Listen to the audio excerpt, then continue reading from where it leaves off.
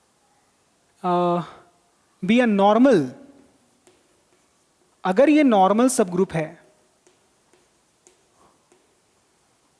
अगर ये नॉर्मल सब ग्रुप है किसका, जी का, ओके, सच दैट,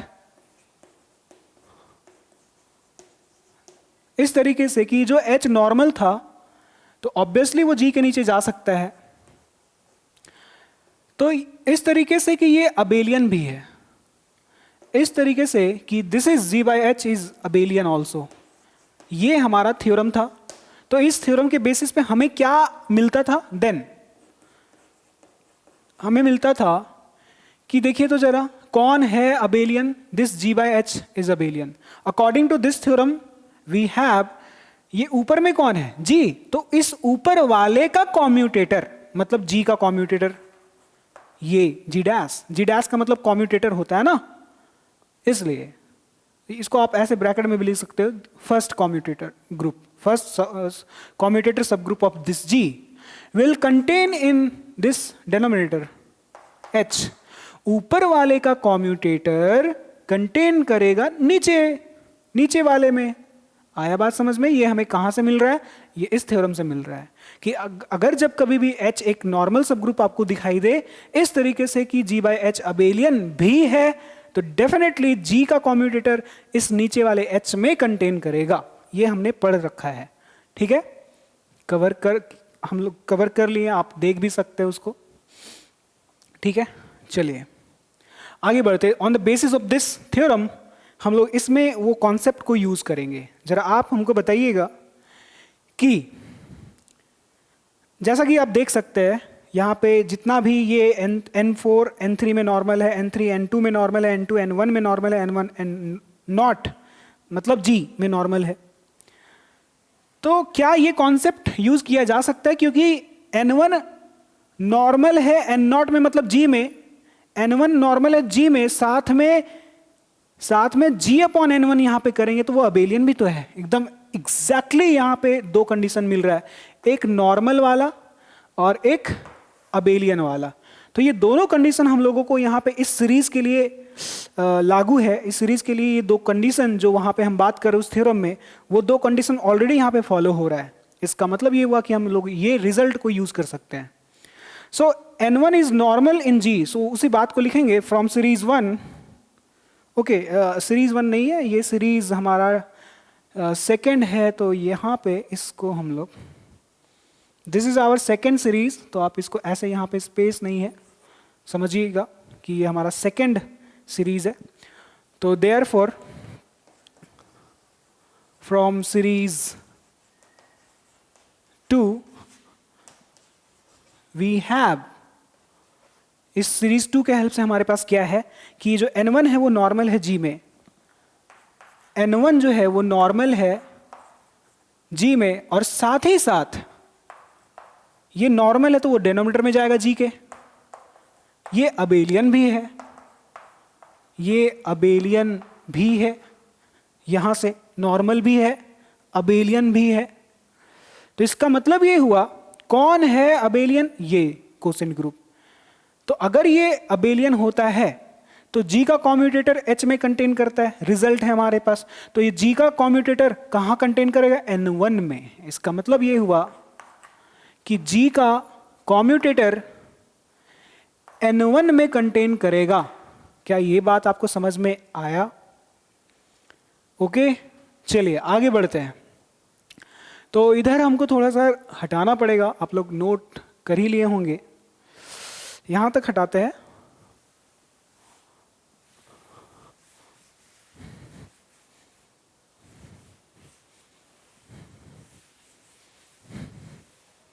ठीक है, अब जरा ध्यान से देखिएगा, अगर हम यहां पे, जैसा कि कॉम्यूटेटर सब ग्रुप का सीरीज आपको पता होना चाहिए था, चलिए हम यहां थोड़ा सा रफ के लिए स्पेस बना लेते हैं।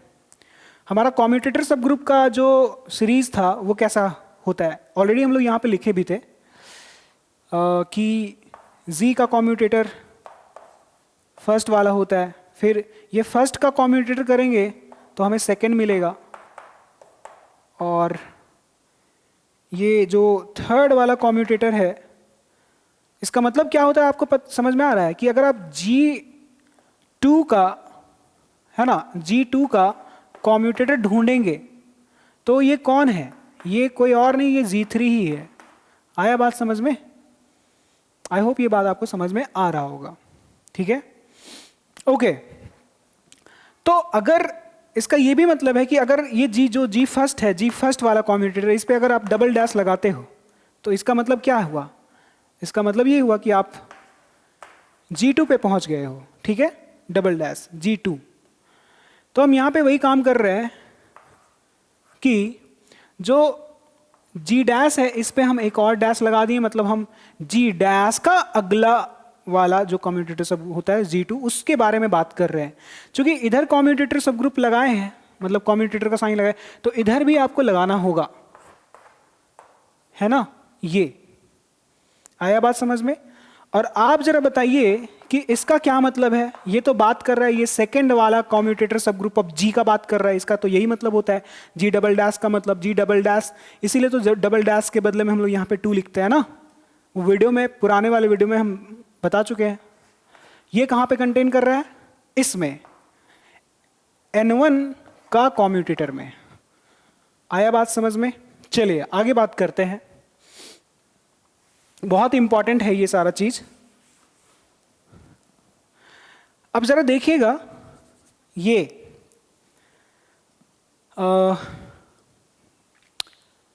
ओके, हम यहाँ पे आप लोगों को समझाने के लिए डायग्राम के हेल्प से थोड़ा सा एक सीरीज कंसीडर कर रहे हैं। कंसीडर नहीं कर रहे, कोई नया कंसीडर नहीं करने वाले, इसी सीरीज को हम लोग यहाँ पे लिख रहे हैं। Z को ही हम लोग N0 बोल रहे हैं, और इस G को ही N0 बोल रहे हैं। इसमें कौन है? यहाँ पे N1 है, देख सकते हैं आप N1 है। N1 में कंटेन कौन करेगा? यहाँ पे अभी ब्लैंक स्पेस है, ओके, यहाँ पे अभी ब्लैंक स्पेस है। उसके बाद यहाँ पे हम कंटेन करवा रहे हैं N2 को, क्योंकि N1 में कंटेन कर रहा है N2, N1 में कंटेन कर रहा है N2। N2 में कोई कंटेन करेगा, खाली स्थान हम यहाँ पे छोड़ दे रहे हैं। और N2 में कंटेन कौन कर रहा है? N3, तो यहाँ पे हम N3 लिख रहे हैं। N3 में यहाँ पे कोई करेगा, खाली स्थान है, और फिर N3 में कर रहा है N4, और ये प्रोसेस चलता जा रहा है। अब जरा ध्यान दीजिएगा कि इस थ्योरम को हम कैसे यूज कर रहे हैं, ओके। जरा बताइएगा कि जैसे यहाँ पे क्या है, यहाँ पे ये है कि N1 नॉर्मल है G में इस तरीके से कि G/N1 एबेलियन था, तो that's why we are using this theorem कि G का जो कम्यूटेटर है वो नीचे वाले N1 में कंटेन करेगा। इसका क्या मतलब हुआ? इसका मतलब ये हुआ कि जो G का कम्यूटेटर है, G का जो कम्यूटेटर है, this is first commutator, N1 में कंटेन कर रहा है, N1 में कंटेन कर रहा है। मतलब यहां पे आप ऐसे लिख सकते हो, G first commutator of G is actually contain in N1। आ रहा है बात समझ में? अब आप ही बताइए कि क्या ये N2 नॉर्मल है N1 में? तो आपका जवाब होगा हाँ, N2। तो उसी बात को हम लोग यहां पे दोबारा लिखेंगे। सो अगेन, या फिर आप एंड से स्टार्ट कर सकते हो कि जो N2 है वो नॉर्मल है। ये हमारा रफ वर्क है इसके नीचे, है ना। N2 जो है वो नॉर्मल है N1 में, साथ ही साथ N1/N2 जो है वो अबेलियन भी है, इज अबेलियन। ये हमें कहाँ से मिल रहा है? ये तो हमें सीरीज 2 के हेल्प से मिल रहा है ना। ये दो कंडीशन ऑलरेडी फॉलो हो रहा है, उसी बात को हम लोग यहाँ पे लिख रहे हैं। अगर ऐसा कंडीशन होता है तो according to this theorem we know कि ऐसा सिचुएशन होता है कि N1 G में नॉर्मल है इस तरीके से कि अबेलियन, तो इसका कम्यूटेटर N1 में कंटेन कर रहा है। ये थ्योरम हमें यहाँ से मिला रिजल्ट, ये इस रिजल्ट को हम लोग यूज कर रहे हैं। तो इसका मतलब ये हुआ कि N1 का कम्यूटेटर, ध्यान दीजिएगा, N1 का कम्यूटेटर नीचे में कंटेन करेगा, मतलब N2 में कंटेन करेगा, N2 में कंटेन करेगा। अब इसी स्टेप को आप कैसे लिख सकते हो, जरा ध्यान दीजिएगा। यहां पे देखिए, क्या ये N1 का कम्यूटेटर का सबसेट ये G2 है? तो हम यहां क्या लिख सकते हैं? हम यहां पे लिख सकते हैं कि ये N1 का कॉम्यूटेटर इस पूरे चीज का सबसेट कौन है? ये G2 है, ये सबसेट है। कहां से यूज कर रहे हैं? ये वाला रिजल्ट हम यूज कर रहे हैं। This G2 is subset of N1, G2 is subset of N1 का कॉम्यूटेटर, N1 का commutator, and this is actually equal to subset of, या फिर आप सबसेट नहीं बोलोगे, सब ग्रुप बोल सकते हो, दिस N2। आ रहा है बात समझ में? इसका मतलब फाइनल रिजल्ट जो आपको मिला यहाँ पे, जो एकदम फाइनल रिजल्ट मिल रहा है, वो ये मिल रहा है कि जो सेकेंड वाला जो कॉम्यूटेटर है G का जो सेकेंड कॉम्यूटेटर है वो N2 में बिलोंग कर रहा है, आई मीन N2 का सब ग्रुप है। आ रहा है बात समझ में? तो देखिए, G का पहला कॉम्यूटेटर N1 में कंटेन हो रहा है और G का सेकेंड वाला कॉम्यूटेटर N2 में कंटेन कर रहा है। तो N2 में कंटेन कौन कर रहा है? G का सेकेंड कॉम्यूटेटर। आया बात समझ में? यही डायग्राम आपको समझ में आ रहा होगा। उसी तरीके से G का थर्ड वाला कॉम्यूटेटर N3 में कंटेन करेगा। ये प्रोसेस तो अब चलता चला जाएगा। और G का फोर्थ कॉम्यूटेटर N4 में कंटेन करेगा। आई होप ये बात आपको समझ आ गया होगा। चलिए हटाते हैं इसको। ओके, तो सिमिलरली करके हम लोग यहां पे लिखेंगे एंड फिर से एक स्टेप और 3 स्टेप तक जा सकते हैं हम लोग। क्या जा सकते हैं जरा देखिएगा कि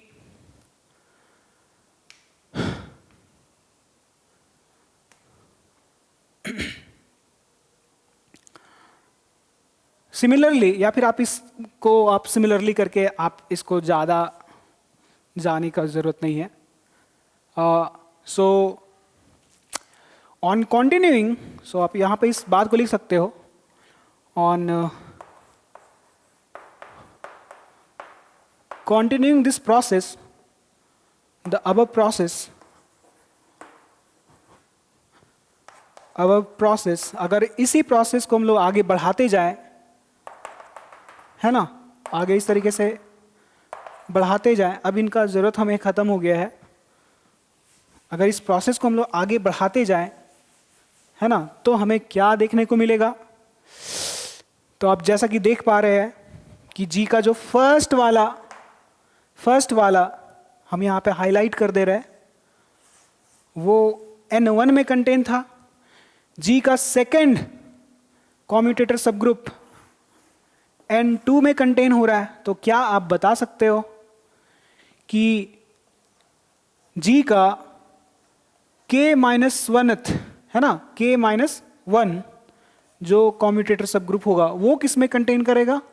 वो कंटेन करेगा, आप जरा देखिए, यहाँ पे अगर 2 है तो यहाँ पे N के प्लेस पे 2 है, G पे 1 है तो N पे 1 है, अगर यहाँ पे K-1 है तो यहाँ पे K-1 होगा।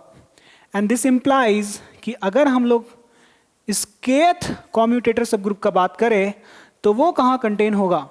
वो कंटेन होगा इस Nk में। आ रहा है बात समझ में? Nk में कंटेन होगा। और हमारा सीरीज 2 जो यहाँ पे अभी लिखा हुआ था, सीरीज 2 याद है आपको? सीरीज 2 चलिए एक बार हम याद दिला देते हैं, है ना।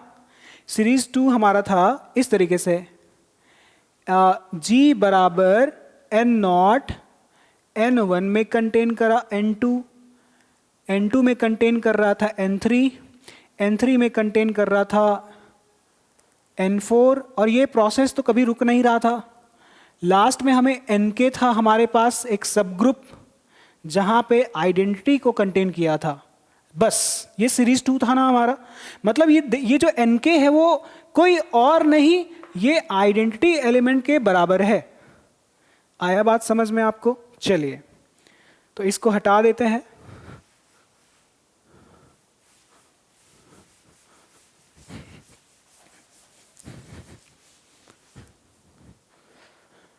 अब जरा देखिएगा इसको, इसका मतलब ये हुआ कि जो kth कॉम्यूटेटर सब ग्रुप है, वो सबसेट किसका है? वो सबसेट है आइडेंटिटी एलिमेंट का। क्या ये पॉसिबल है? जरा देखिएगा, जो kth कॉम्यूटेटर सब ग्रुप है, क्या वो आइडेंटिटी वाले से भी छोटा हो सकता है? क्योंकि this is the smallest group जो आइडेंटिटी को कंटेन कर रहा है।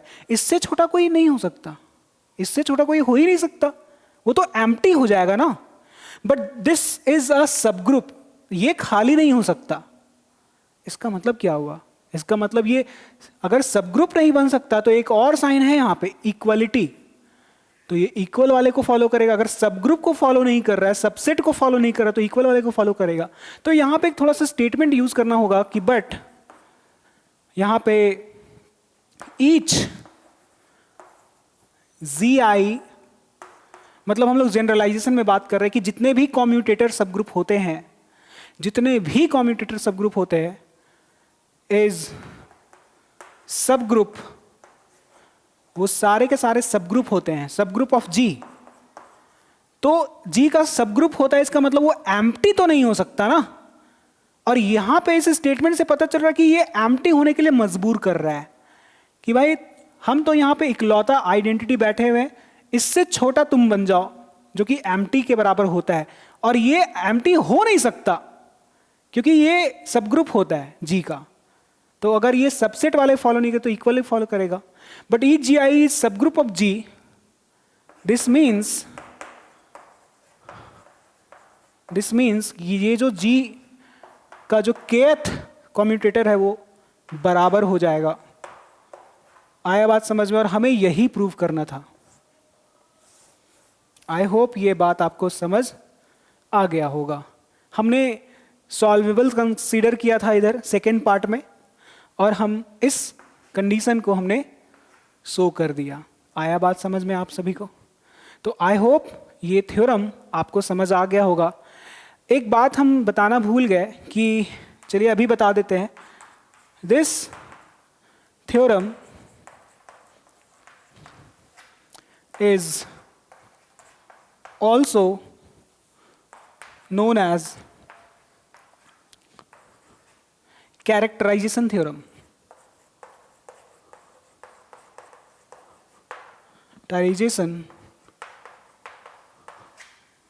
Characterization theorem, इसको हम लोग कैरेक्टराइजेशन थ्योरम के नाम से भी जानते हैं।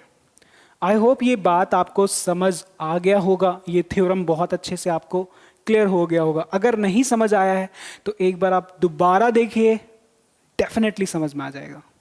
ठीक है? तो अगर आप यहाँ तक आ गए हैं तो इसका मतलब ये है कि आपको समझ आया, आपको पसंद आ रहा है। अगर आपको सच में मेरे वीडियो लेक्चर से आपको हेल्प होता है तो प्लीज़ प्लीज़ मुझे सपोर्ट कीजिए, लाइक कीजिए, शेयर कीजिए, है ना। अपने कम से कम एक फ्रेंड तक इस वीडियो को ज़रूर शेयर कीजिए व्हाट्सएप के थ्रू, बताएं दूसरे को, है ना। चलिए मिलते हैं फिर से किसी नए वीडियो, किसी नए इंपॉर्टेंट थ्योरम के साथ मिलेंगे हम लोग।